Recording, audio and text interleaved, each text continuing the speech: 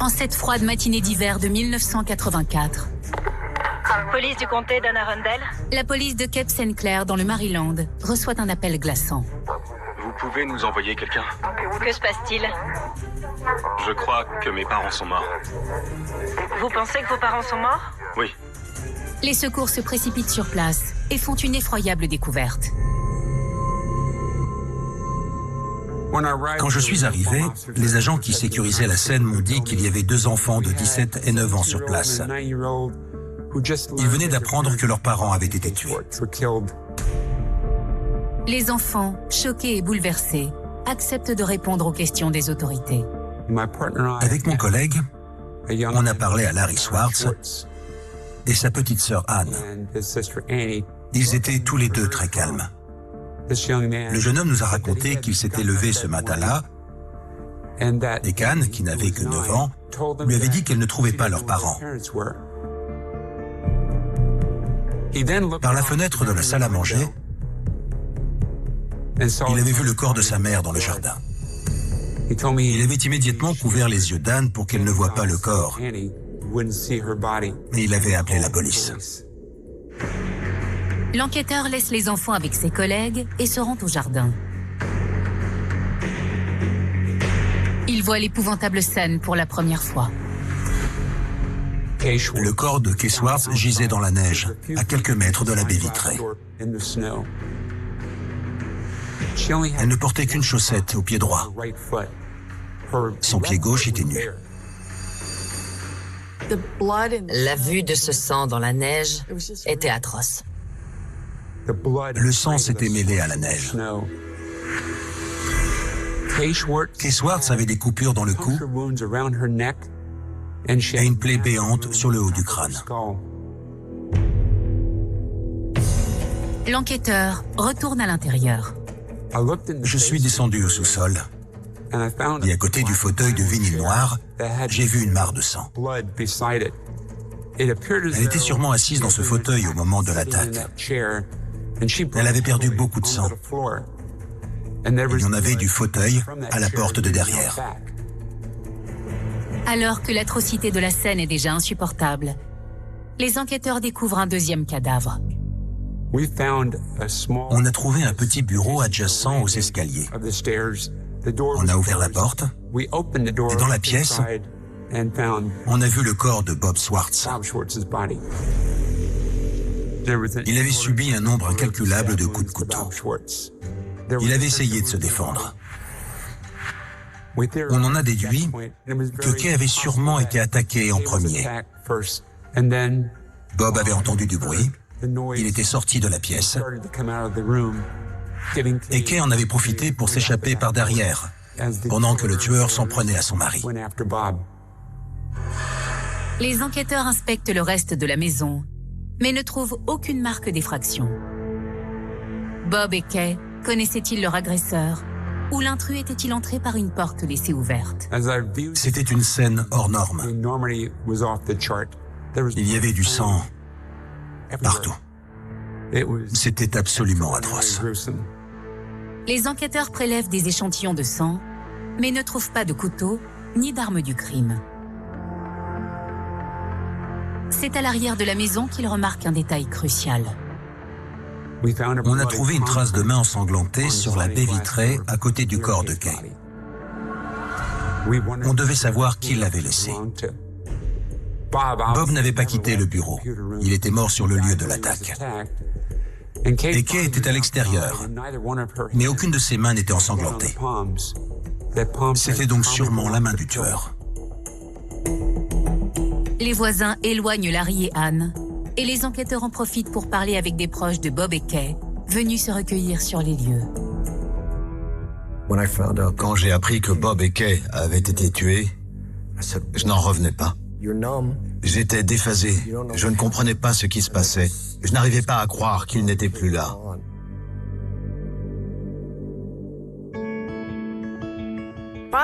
Bob et Kay s'étaient rencontrés à l'université du Maryland, à côté de Washington, D.C. Ils faisaient tous les deux un master en enseignement pour être prof. Il avait 35 ans et elle 27. Elle est tombée amoureuse et 18 mois plus tard, ils étaient mariés. Ils étaient très impliqués dans les activités de leur église. Kay et Bob s'investissaient beaucoup. Tout le monde les connaissait, tout le monde se sentait proche d'eux. Bob était plus ou moins ingénieur. Il travaillait à Greenbelt, dans le Maryland, pour le centre de vol de la NASA. Bob devait être très intelligent, parce qu'il travaillait déjà dans l'informatique au Moyen-Âge, en 84. Il était drôle. Il avait le sens de l'humour. Kay était un esprit libre. Elle profitait de la vie. Tout le monde l'adorait. Elle avait toujours voulu être prof, et elle l'était devenue. Ils voulaient tous les deux des enfants. Mais Kay ne pouvait pas. Mais cette infertilité ne les décourage pas. Bob et Kay n'en ressortent que plus forts et y trouvent un nouveau sens à leur vie. Ils ont voulu ouvrir leurs portes et leur cœur. En 1976, Bob et Kay font de leur rêve une réalité. C'est devenu leur mission. Ils allaient adopter des enfants défavorisés pour leur offrir une vie meilleure. Larry avait 6 ans quand les Swartz l'ont adopté. 6 ans plus tard, c'est Anne, 4 ans, qui est arrivée. Anne était née en Corée. Elle parlait très peu anglais. Mais Larry et elle étaient heureux de faire partie de la famille. Kay et Bob voulaient être les meilleurs parents possibles. Mais en ce jour de 1984, Larry et Anne redeviennent orphelins. Et les enquêteurs se doivent de découvrir qui a commis ce crime odieux et pourquoi. Ils s'entretiennent d'abord avec les voisins et espèrent que l'un d'eux pourra les aiguiller vers le tueur. Un individu qui vivait à proximité, dans une rue parallèle, nous avait averti qu'il y avait une traînée de sang qui entrait dans le bois depuis le bout de la rue.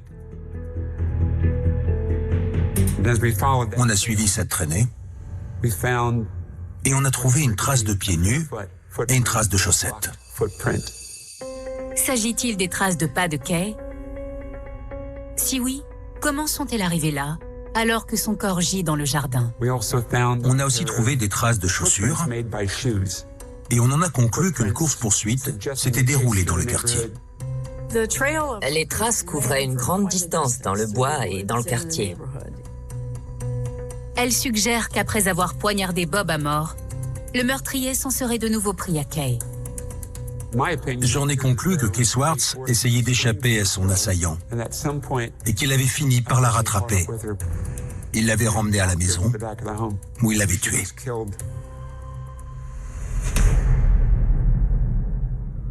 Au bout du chemin sanguinolent, les enquêteurs font une découverte cruciale. Dans le bois, mon collègue a trouvé ce qui semblait être l'arme du crime. C'était une petite hache, un merlin. Sur la lame, il y avait du sang et des cheveux. Mais le manche avait été nettoyé. Il n'y avait pas une goutte de sang dessus. Les enquêteurs envoient le merlin au laboratoire. Le couteau, lui, demeure introuvable. La scène est indéchiffrable. C'était une scène très difficile à analyser. On avait du mal à comprendre ce qui avait pu se passer. À ce stade, les enfants, Larry et Anne, étaient les seuls à pouvoir nous aider. Réfugiés chez des voisins, la petite fille et son frère racontent ce qu'ils ont vu. Anne nous a raconté qu'elle s'était réveillée au milieu de la nuit parce qu'elle avait entendu son père crier à l'aide. Elle s'était levée pour voir et elle était sortie par la porte qui donnait sur l'abri de voiture. Là, elle avait vu un homme s'éloigner avec une hache par-dessus l'épaule. Elle nous l'a décrit comme très grand et frisé. Quand je lui ai demandé, elle m'a dit qu'il était plus grand que moi. Les enquêteurs s'entretiennent ensuite avec Larry, mais le garçon de 17 ans semble soudainement mal à l'aise. En saurait-il plus sur l'homme qu'Anne a vu dans le jardin? On a insisté, et Larry nous a dit que Michael mesurait 1,90 m. Les enquêteurs sont décontenancés. Qui est Michael? J'ai vite compris que Michael Schwartz était le frère de Larry. Bob et Kay Schwartz avaient en fait adopté 3 enfants. Michael avait aussi 17 ans et il ne vivait plus avec eux. Mais on ne savait pas bien pourquoi. À ce stade, on n'avait qu'une envie, c'était de parler avec Michael. Alors que les enquêteurs ne tiennent aucun suspect dans l'affaire du meurtre de Bob et Kay Schwartz, ils apprennent que les enfants du couple ont un frère oublié. Anne et Larry nous ont raconté que Michael ne vivait plus avec eux et qu'il avait collectionné les ennuis. Les enquêteurs veulent en savoir plus. Michael aurait-il voulu s'en prendre à Bob et Kay? Quand on en a parlé avec d'autres membres de la famille, ils nous ont tout de suite confirmé qu'on devrait s'intéresser à lui. Michael avait proféré des menaces dans la maison. Les enquêteurs interrogent les proches du couple pour en savoir plus sur l'histoire de Michael. Larry avait été le premier enfant adopté par Bob et Kay. Mais il avait eu un frère bien avant que n'arrive sa sœur. Michael avait 8 ans quand ils l'ont adopté. Les 2 garçons n'avaient que 6 mois de différence. Le deuxième enfant accueilli par le couple a eu une enfance difficile. Au fil des conversations, les enquêteurs ont appris que la mère de Michael l'avait abandonné quand il était petit. Michael avait été recueilli par l'État et il avait été placé. Il avait vécu dans 6 familles différentes avant d'être adopté par les Schwartz.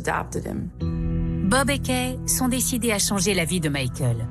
Mais le lourd passé du petit garçon est tenace et les ennuis ne tardent pas à commencer. Michael était très antisocial de nature. Il avait des problèmes de comportement à la maison. Il n'obéissait jamais à ses parents. Il répondait, il jurait. Les années passent et les difficultés de Michael demeurent. Ce qui n'empêche pas Bob et Kay de nourrir de grands espoirs pour leurs 2 enfants. Je pense qu'ils attendaient de Larry et Michael qu'ils soient studieux et qu'ils réussissent.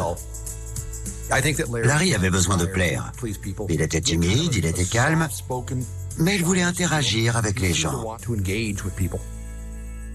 Avec Michael, c'était beaucoup plus compliqué. Son comportement déviant ne permettait à personne de développer la moindre relation avec lui. 2 ans après avoir adopté Michael, Bob et Kay voient en Anne une nouvelle lueur d'espoir. Anne était toute mignonne. Tout le monde l'aimait. Bob adorait Anne. Elle était la prunelle de ses yeux. La petite dernière est devenue la préférée. Toute la famille l'adorait. Mais plus l'attention de Bob se concentre sur Anne, plus ses foudres s'abattent sur les garçons. Larry tend l'autre joue, mais pas Michael. Depuis 1 an, Michael avait commencé à faire de plus en plus de bêtises. Les problèmes de Michael étaient de plus en plus graves. Il y avait des tensions entre lui et son père, mais aussi avec le reste de la famille. En 1980, la nature rebelle de Michael pousse ses parents à bout. Un soir, Michael voulait sortir. Ses parents ont refusé et il a fait le mur. Il est allé voir ses amis. Quand il est rentré vers minuit, il a frappé à la porte. Mais sa mère lui a dit « Tu ne peux pas entrer ».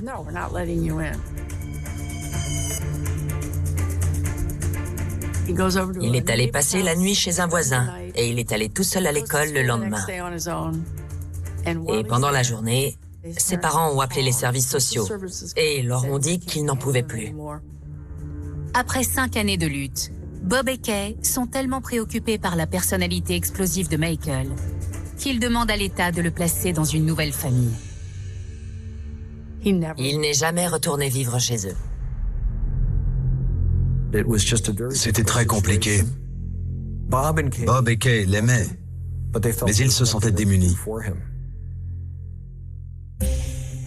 Pendant que Bob et Kay donnent toute leur attention à Larry et Anne, l'attitude de Michael se dégrade encore. Michael était en maison de correction et il s'était battu. Donc il avait été envoyé en hôpital psychiatrique pour évaluation. Ça, c'était quelques semaines avant les meurtres. Et depuis, il vivait là-bas.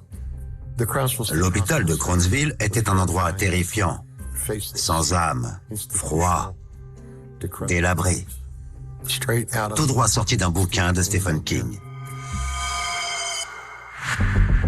Le rejet de Bob et Kay aurait-il poussé Michael Swartz à commettre ce meurtre de sang-froid?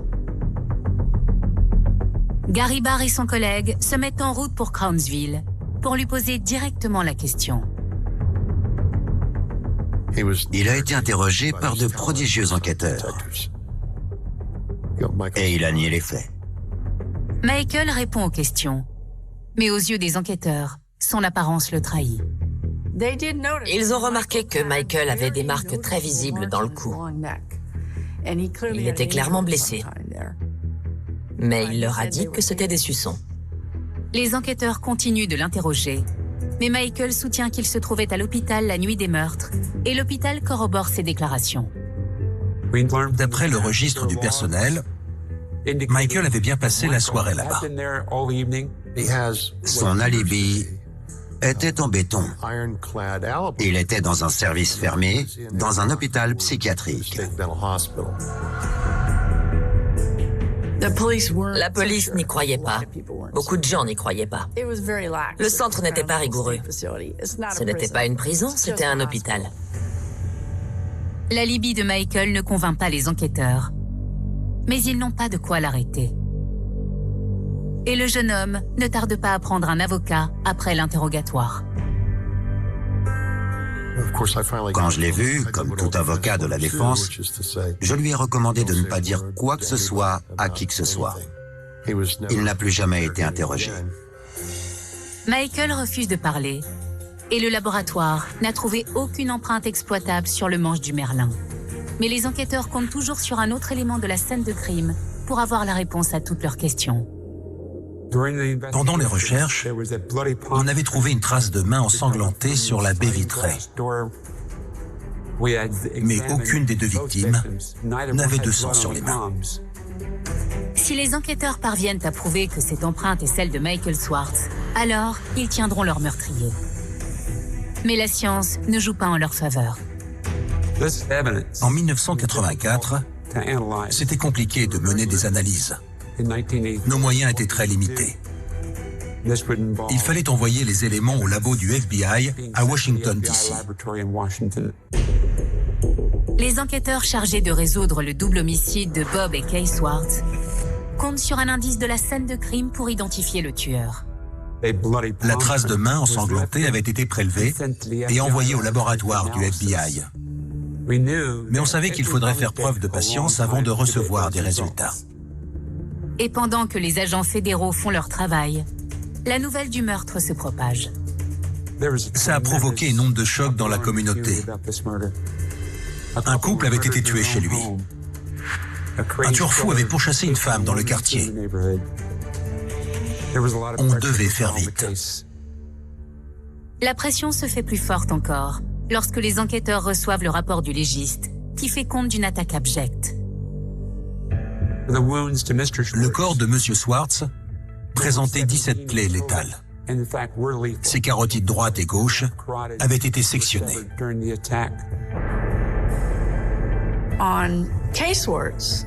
L'autopsie du corps de Kay Swartz dévoilait que les 7 plaies qu'elle présentait autour du cou étaient très légères, mais qu'elle avait eu le crâne fendu avec un merlin.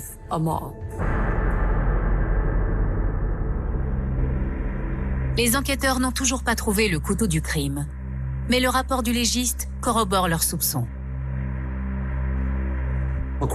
D'après le médecin, on était sur la bonne piste. Kay avait été poignardée au sous-sol et avait réussi à fuir. Le tueur l'avait pourchassée alors qu'elle courait dans le quartier, puis dans le bois, avant qu'elle ne retourne chez elle, où il l'avait tuée. Michael Swartz aurait-il pu échapper à la vigilance du personnel de l'hôpital pour commettre ce crime? Et si oui, pourquoi? Le climat était très tendu chez les Swartz. Bob s'emportait beaucoup plus facilement que Kay et ne tolérait pas que les enfants fassent la moindre bêtise. Les voisins racontent aux enquêteurs un épisode survenu plusieurs années plus tôt, lorsque Michael vivait encore sur place.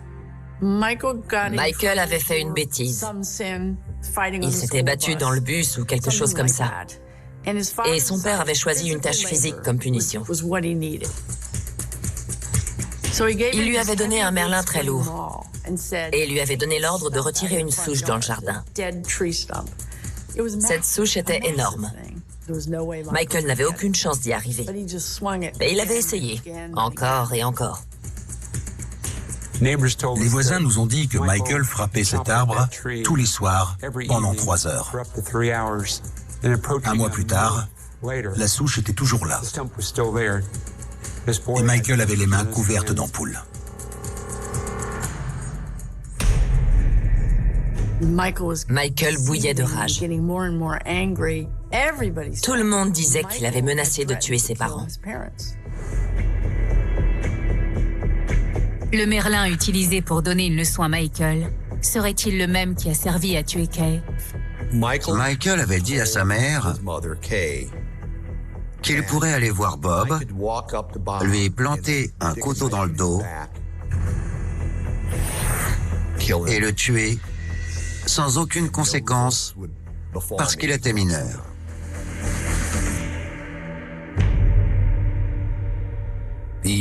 Logiquement, on en a tous conclu que Michael avait mis ses menaces à exécution. Il avait dit qu'il le ferait et il l'avait fait.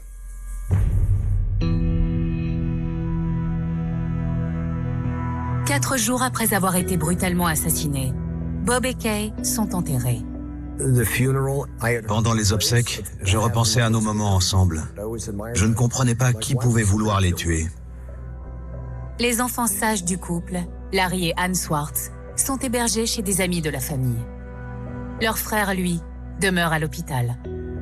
Michael Swartz a été autorisé à sortir pour aller aux obsèques. Les deux garçons se sont tenus devant la tombe et chacun a aspergé d'eau bénite l'un de ses parents. Au cimetière, il y avait aussi deux enquêteurs en costume, avec leurs lunettes de soleil.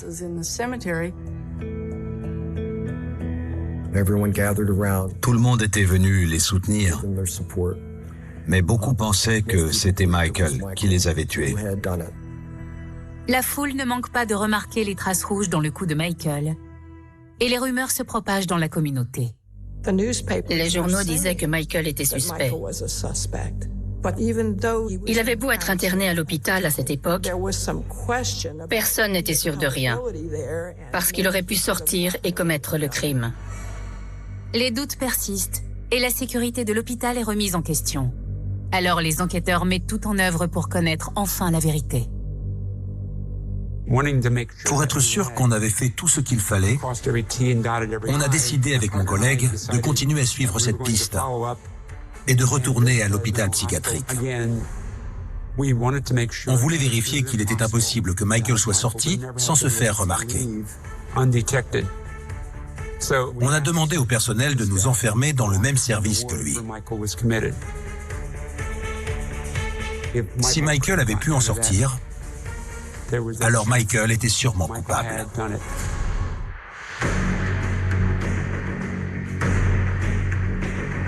Pour tester l'alibi de Michael Swartz, les enquêteurs se font enfermer dans la chambre où séjournait le jeune homme. Pour tuer ses parents, Michael devait être sorti sans se faire remarquer et rentrer sans que personne ne s'en rende compte. On a vérifié toutes les portes, toutes les fenêtres. Et il nous a été impossible de sortir sans aide extérieure. On en a conclu que Michael n'était vraisemblablement pas présent sur la scène de crime.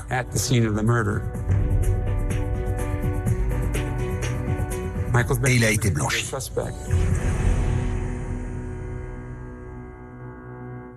C'est une bonne nouvelle pour Michael, mais un revers pour les enquêteurs, puisque le jeune homme était leur unique suspect.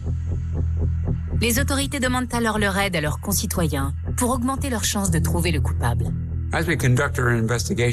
Pendant qu'on conduisait notre enquête, on a fait la liste de tous ceux qui auraient pu en vouloir aux Swartz.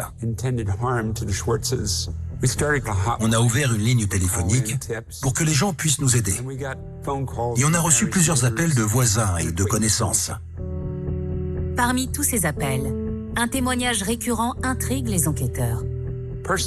On a parlé avec des gens qui nous ont dit que Bob s'était rendu toutes les semaines devant une clinique d'avortement d'Annapolis pendant 4 ans. Il n'avait jamais raté un samedi.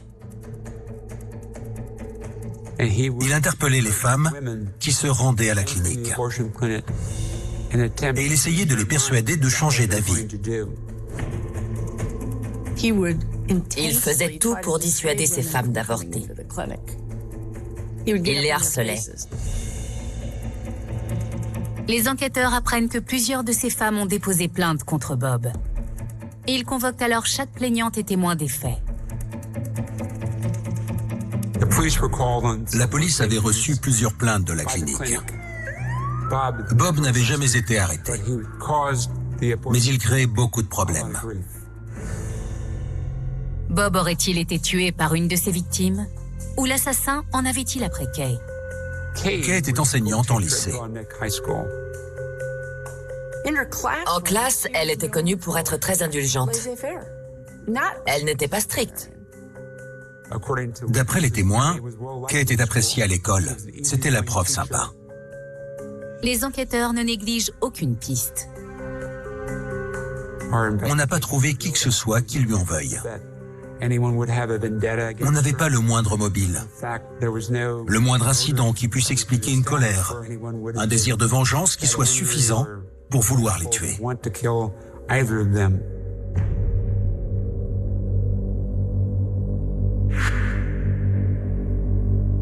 Huit jours après le double homicide, les enquêteurs sont dans une impasse.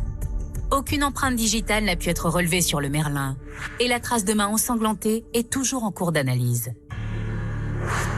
Les policiers décident donc de reprendre l'enquête depuis le début et de repasser en revue chaque élément du dossier. Police du comté d'Anne Arundel? Vous pouvez nous envoyer quelqu'un? Que se passe-t-il? Je crois que mes parents sont morts. Vous pensez que vos parents sont morts? Oui. Et cette fois, ils remarquent un détail qui leur avait jusque-là échappé. Quand j'ai réécouté l'enregistrement, j'ai entendu Larry dire « Mes parents sont morts ». Je crois que mes parents sont morts. Mais il a dit au premier policier qui l'avait interrogé qu'il n'était pas descendu. Son père était au sous-sol. À ce stade, il pouvait savoir que sa mère était morte, mais pas son père. Quelque chose ne collait pas. Après cette découverte, Gary Barr relit le témoignage de Larry et y relève un grand nombre d'incohérences. Par exemple, Larry nous avait dit qu'il avait vu le corps de sa mère depuis la fenêtre de la salle à manger. Mais quand j'avais regardé, je n'avais rien vu. Je me suis dit qu'il voulait parler de la fenêtre de la cuisine. Mais c'était encore pire. Même quand j'étais monté sur le plan de travail, je ne pouvais rien voir. Gary Barr avait attribué cette incohérence au choc que venait de subir Larry. Sur le coup, son comportement n'avait rien d'étrange. Chacun réagit différemment face au stress. Il était peut-être en état de choc. Il refoulait ses émotions. L'enquêteur souhaite offrir à Larry une chance de s'expliquer, mais n'en a pas l'occasion. Larry avait pris un avocat qui lui avait recommandé de ne pas parler. Au même moment, le FBI revient enfin vers les enquêteurs avec les résultats d'analyse de leur principale pièce à conviction. La trace de la main ensanglantée trouvée sur la baie vitrée, qui pourrait avoir été laissée par le tueur. On allait enfin savoir qui avait laissé cette trace de main, à qui on avait affaire.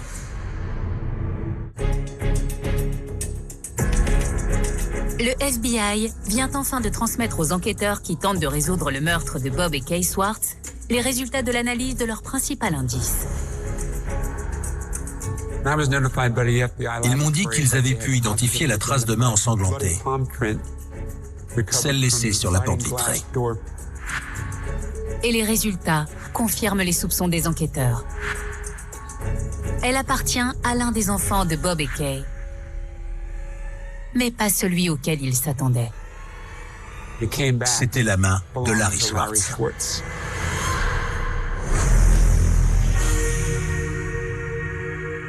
Le procureur du comté nous a délivré un mandat d'arrêt contre Larry Swartz. Larry Swartz est accusé de double homicide volontaire avec préméditation.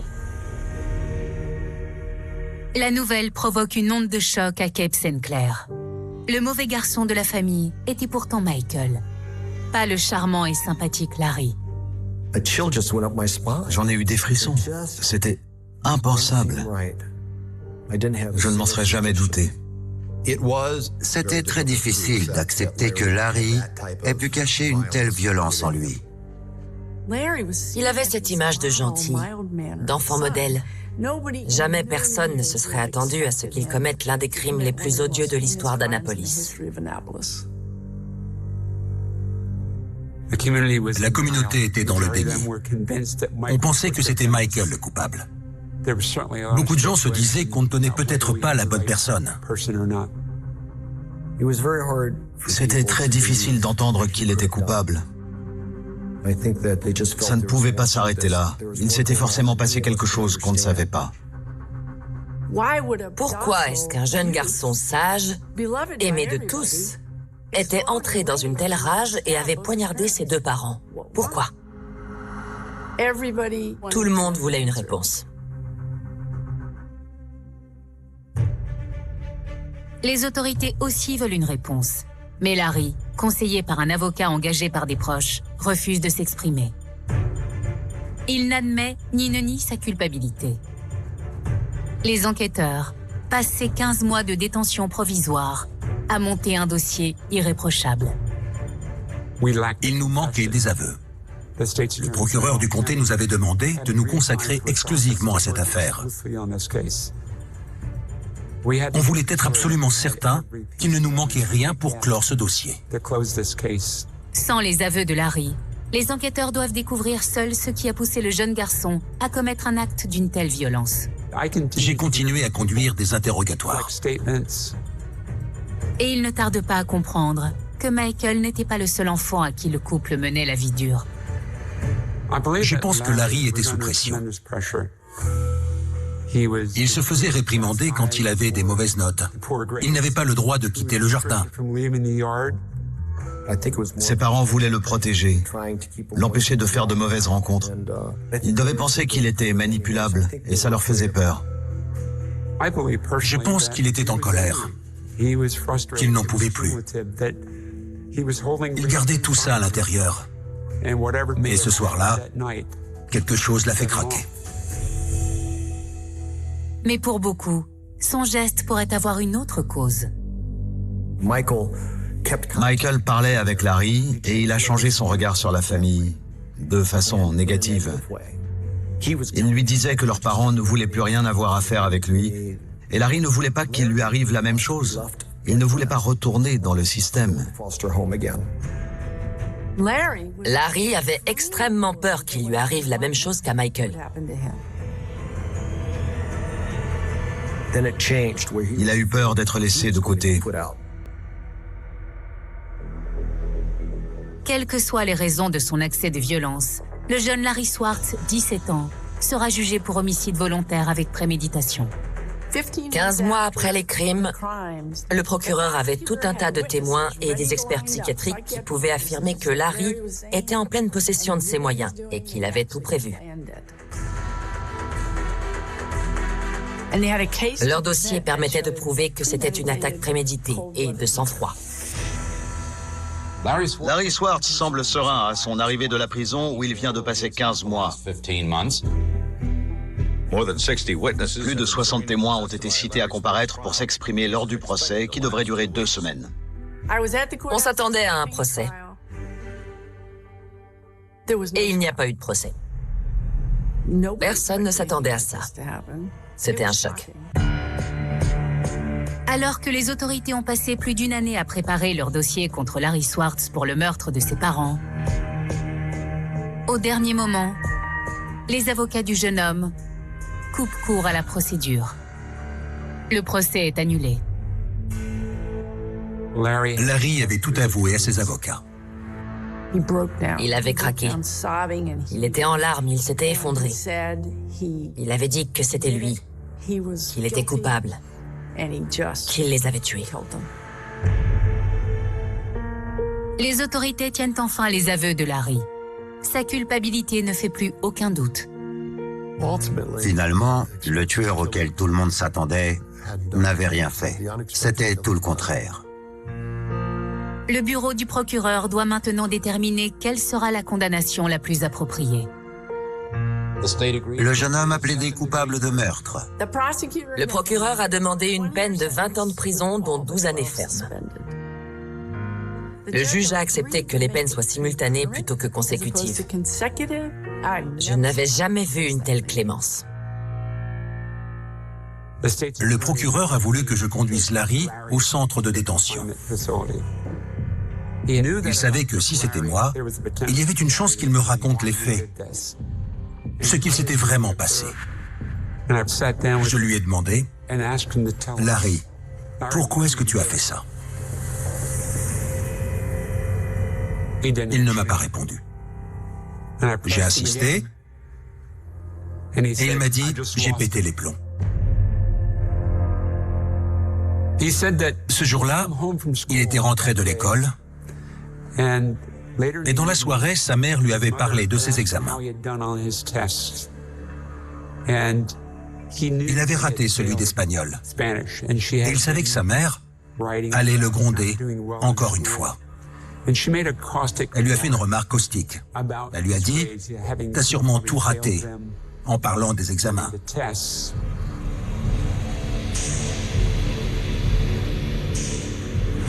Alors il a pris un couteau et il l'a poignardé au cou.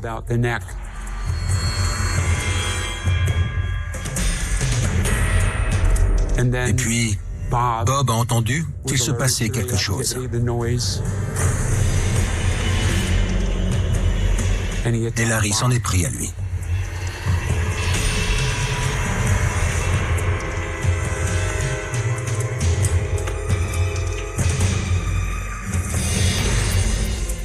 Larry n'a jamais admis ni expliqué pourquoi il avait pourchassé Kay dans le quartier. L'autopsie nous a révélé qu'elle avait pris des coups de couteau dans l'œsophage, donc elle ne pouvait sûrement pas crier. Elle était terrifiée. Elle essayait de sauver sa peau.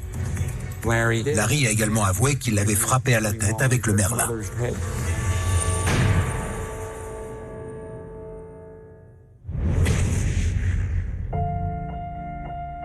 Après son crime, Larry savait qu'il n'y avait qu'une façon d'éviter les soupçons. Police du comté d'Anne Arundel. On a compris que pendant son interrogatoire, Larry avait tout fait pour influencer l'enquête. C'était lui qui nous avait parlé de Michael. Et pendant que son frère était dans le viseur, Larry jouait la victime. Quand on est allé aux obsèques, Larry voulait surtout rester avec nous. Ce n'était pas un problème. On n'aurait jamais imaginé qu'il était impliqué. C'était une victime, un petit orphelin. J'ai toujours du mal à y croire. Malgré sa disculpation, Michael connaîtra une vie tragique. Une fois qu'il a été innocenté, il n'avait nulle part où aller. Ses parents étaient morts, son frère était en prison, sa sœur avait été adoptée par une autre famille et lui n'avait plus personne. Il a commencé à se droguer. Un jour, ses amis et lui ont braqué un homme. Et pendant le braquage, Ils l'ont poignardé à mort. Michael a été condamné à perpétuité. Il n'a pas eu la même clémence que son frère. La prison à vie. Aujourd'hui, il a la cinquantaine et il est toujours en prison, 35 ans plus tard. C'était une de ces situations destructrices dont tout le monde sort perdant. C'est le pire qui soit.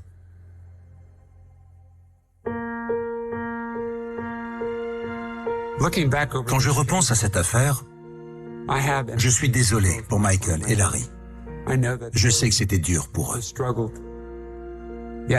Mais leurs parents essayaient de faire de leur mieux. Kay et Bob avaient adopté des enfants qui avaient vécu des choses terribles. Ils ont essayé de panser les blessures avec lesquelles étaient arrivés ces enfants. Je comprends tout à fait la colère de Michael et Larry, mais pas ce passage à l'acte. Ça, je ne le comprends pas.